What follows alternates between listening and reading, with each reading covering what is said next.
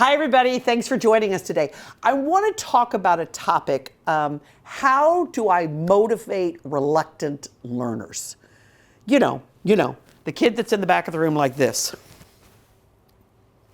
You've seen them. You know who they are. Or this is my personal favorite.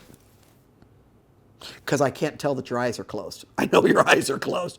Or this. Right? How do you motivate those kids? There's such an easy tactic, but some of you are not going to like it. I'm going to brace you. Ready? Proximity.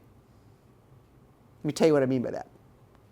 If you teach any lesson from your desk, you will never get this concept. Never.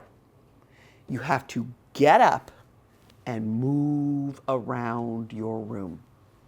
We live in a world now with clickers and you could stand anywhere in a room. We live in a world with pads, iPads, where you could mirror something up there. The idea that I had to, because I taught back in the dark ages, when you wrote on the mimeograph thing, remember? And so I had to stand right there. Those days are gone, my friends. So when you are teaching, you are walking right up and down that aisle, and you are standing right beside that most reluctant learner. And when you get ready to give that example, you're saying something like, so I said 2 and 2 equals, what would that be, Michael? Oh, 4, that's right. Good job. Good job. In other words, they don't get a chance to be disengaged. I always love it when I have a teacher say to me, well, you know, you've got that kid, Cathy, that sits in the back of the room with their arms crossed and they do absolutely nothing. And I say, no, I don't know them. Because in my room, they didn't have that option. Because I got up off my lazy butt and I roamed and stood right where they were. 2 girls that were chitter-chatting and passing notes or doing whatever they're doing, guess where I'm going to go stand? Right there. They can't see each other.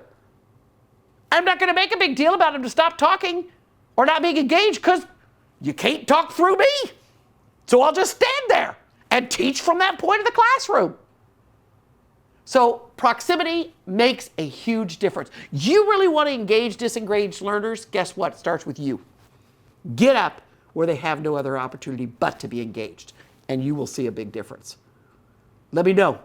I can't wait to hear your comments. Thanks, everybody. Have a good day.